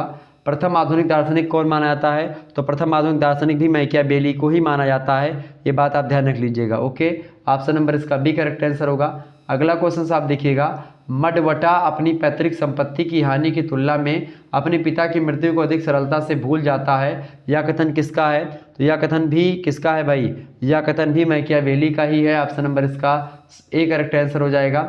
आगे बढ़ते हैं और भी चीज़ों को जानने का प्रयास करते हैं। बहुत ही इंपॉर्टेंट प्रश्न है, आप लोग बड़ी ही आसानी से इसको जान पा रहे हैं, समझ पा रहे हैं। ओके, प्रश्न आपका बड़ा ही इंपॉर्टेंट है, बताएं सभी लोग, फटाफट से आप बताने का प्रयास करेंगे। पुनर्जागरण का शाब्दिक अर्थ होता है, बताइए पुनर्जागरण का शाब्दिक अर्थ क्या होता है भाई?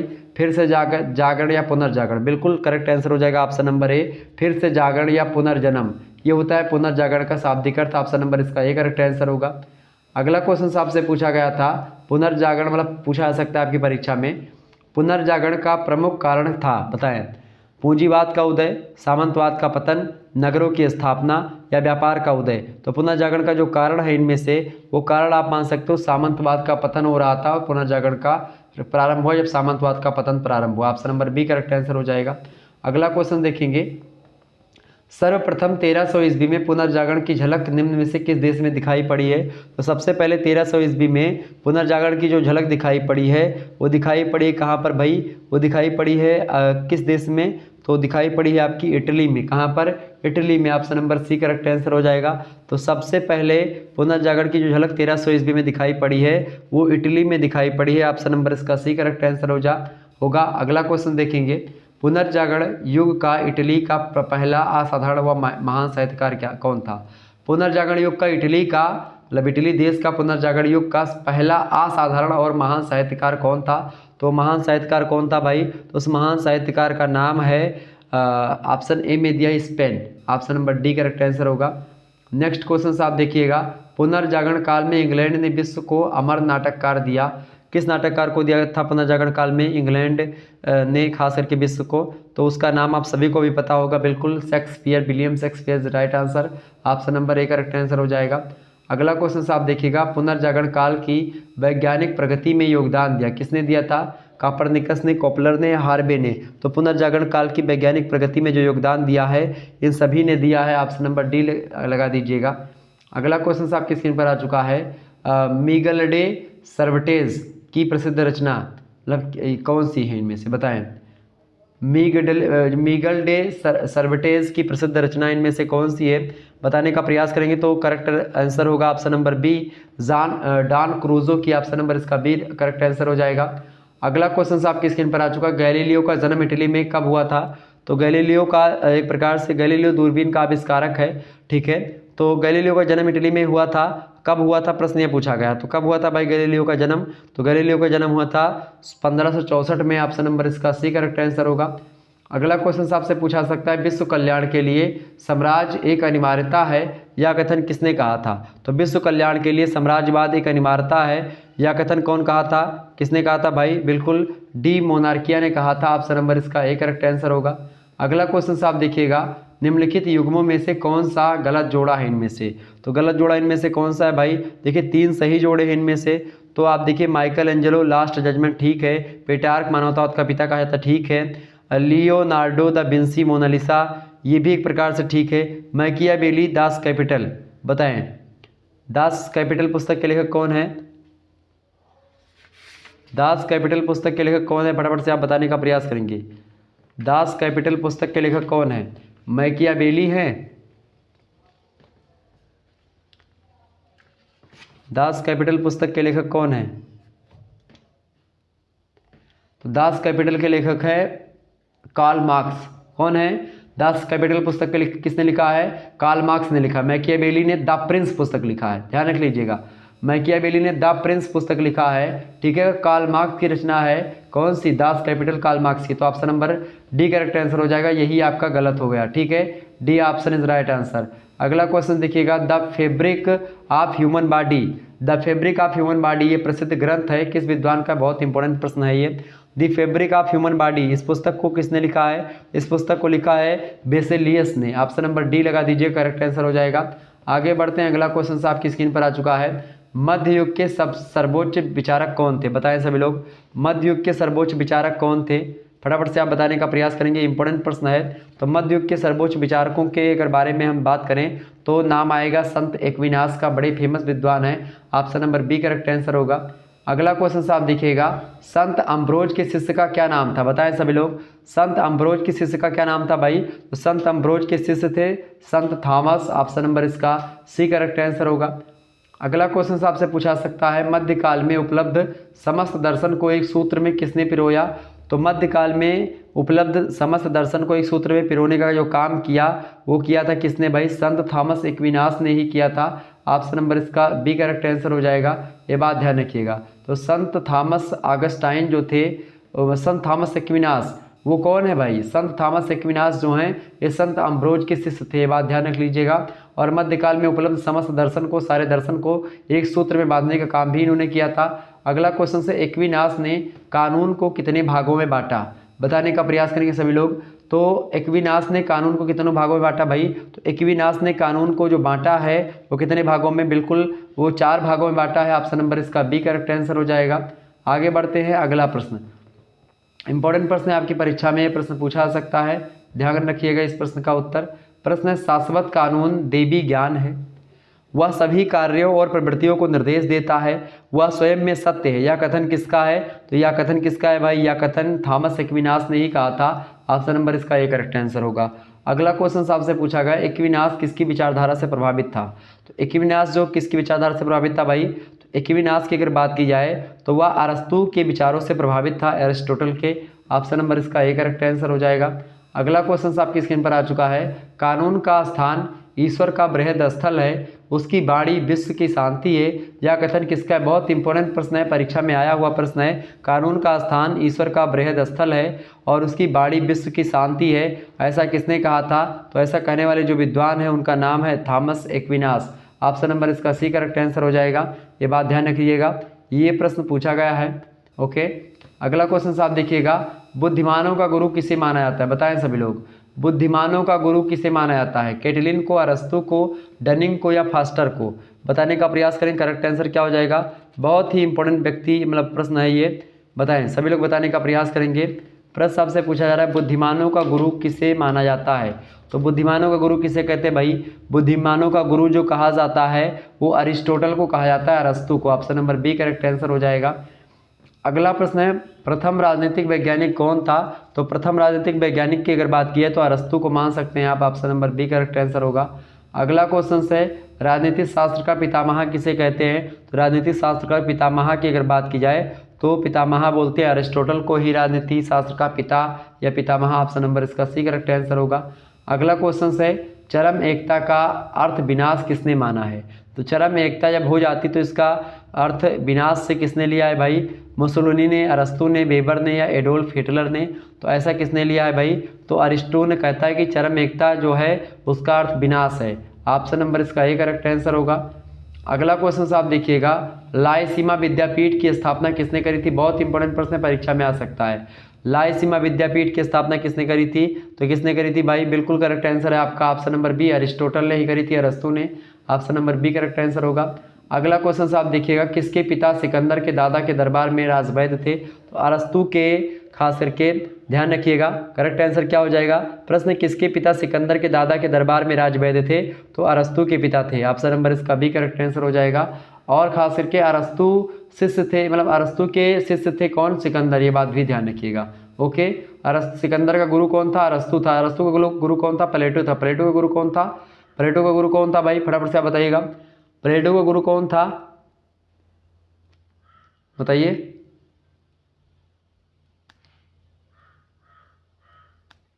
देखिए, प्लेटो का शिष्य अरस्तु, अरस्तु का शिष्य सिकंदर, ठीक है। ये बात ध्यान रखिएगा। बहुत ही इंपॉर्टेंट तरीके से आप लोग आगे बढ़ रहे हैं और चीज़ों को समझ पा रहे हैं, ठीक है। आगे बढ़ने का प्रयास करते हैं और भी चीज़ों को हम जानते हैं, ठीक है। और प्लेटो का शिष्य कौन था? सुकरात, सोक्रेटिस जिसको आप बोलते हैं। अगला क्वेश्चन आपकी स्क्रीन पर आ चुका है, राजनीति शास्त्र को या राजनीति को स्वतंत्र विज्ञान का स्वरूप किसने प्रदान किया? तो राजनीति शास्त्र को स्वतंत्र विज्ञान का जो स्वरूप प्रदान किया था वो अरिस्टोटल ने ही प्रदान किया था। Option number C correct answer हो जाएगा, अरस्तु ने। Option number C correct answer हो जाएगा। अगला क्वेश्चन देखिएगा, बुद्धिमानों का गुरु अरस्तु किसने माना है? मतलब बुद्धिमानों का गुरु अरस्तु को किसने कहा? तो बुद्धिमानों का गुरु कौन है? अरस्तु है। लेकिन यह बात किसने कही थी? तो ये बात किसने कही थी भाई? इस बात को कहा था दांते ने, प्रसिद्ध विचारक है दांते। ऑप्शन नंबर इसका ये करेक्ट आंसर होगा। अगला क्वेश्चन है, मनुष्य एक राजनीतिक प्राणी, बहुत इंपॉर्टेंट कथन है, अरस्तु ने कहा था। Option number A correct answer हो जाएगा। अगला क्वेश्चन है, अकादमी का विभाग अरस्तु को किसने कहा? अकादमी का विभाग अरस्तु को किसने कहा है भाई? तो एकेडमी का विभाग अरस्तु को कहने वाले जो विद्वान है उनका नाम है दांते। ऑप्शन नंबर इसका डी करेक्ट आंसर हो जाएगा।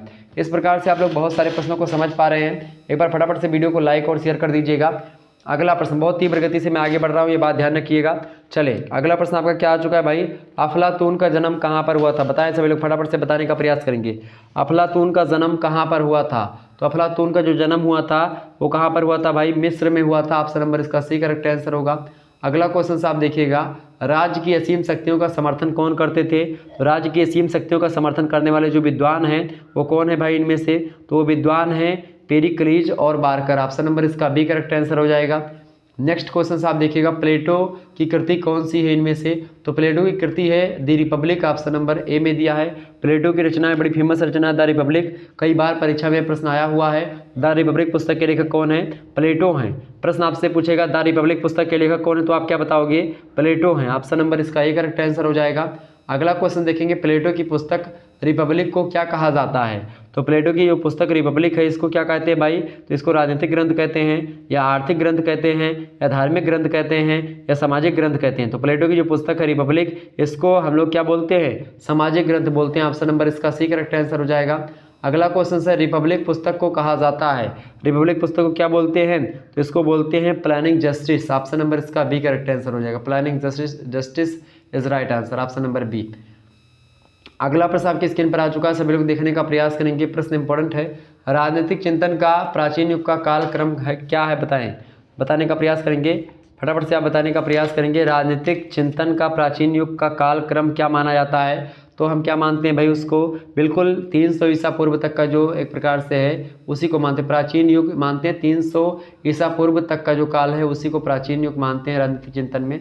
अगला क्वेश्चन है, प्राचीन युग में कौन प्रकृतिवादी चिंतक इनमें से नहीं? तो प्रकृतिवादी चिंतकों में जो नाम है वो कौन, किन किन विद्वान का नाम है? पाइथागोरस, हिराक्लिस और थालेस, ये सब एक प्रकार से प्रकृतिवादी चिंतक माने जा सकते हैं। पाइथागोरस, हिराक्लिस, थालेस, सुकरात एक प्रकार से प्रकृतिवादी चिंतक नहीं माने जा सकते, ठीक है। तो सुकरात की बात की है, सुकरात जो है ये बड़े विद्वान आदमी हैं, ये बात भी आप ध्यान रखिएगा, ओके। आगे बढ़ने का प्रयास करते हैं। अगला क्वेश्चन आपकी स्क्रीन पर आ चुका है, सभी लोग देखने का प्रयास करेंगे।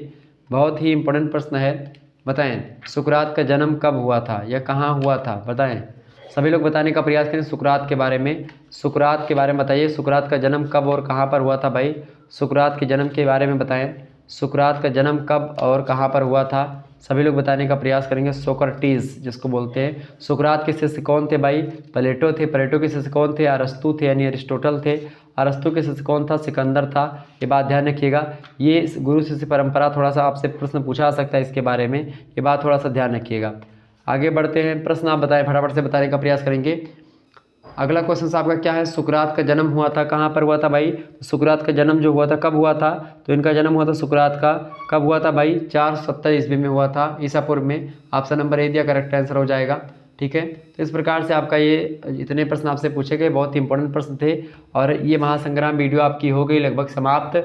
Political science BA 4th semester की ऑब्जेक्टिव टाइप की महासंग्राम वीडियो हो गई है। लिखित की महासंग्राम वीडियो जल्द ही आएगी, उसको लेकर के आप लोग तैयार हो जाएगा। धन्यवाद, मिलते हैं नेक्स्ट वीडियो में, तब तक के लिए जय हिंद जय भारत। आप सभी का बहुत बहुत धन्यवाद हमारे से जुड़ने के लिए। इसी प्रकार से अपना प्यार बनाए रखिएगा। हमने आज की वीडियो के माध्यम से बहुत सारे प्रश्नों को समझा, जो कि इस प्रकार से आप लोग देख सकते हैं, बहुत ही इंपॉर्टेंट प्रश्न है, जो कि आप लोग एक प्रकार से वीडियो को लाइक और शेयर करके हमारा हौसला बढ़ा सकते हैं और भी हम इसी प्रकार से आपको वीडियो देते रहेंगे। 2 मॉडल पेपर इससे पहले अपलोडेड है, लेकिन उसमें हमने विस्तार चर्चा करी थी। इसमें हमने तीव्र गति से आपको सारे प्रश्नों को एक ही वीडियो में बताने का प्रयास किया है। तो आप लोग इस वीडियो को ज़्यादा से ज़्यादा शेयर करें ताकि सभी लोग एक ही वीडियो देख करके जाएँ परीक्षा में और उनका अच्छे तरीके से वो अपनी परीक्षा में कर पाएँ।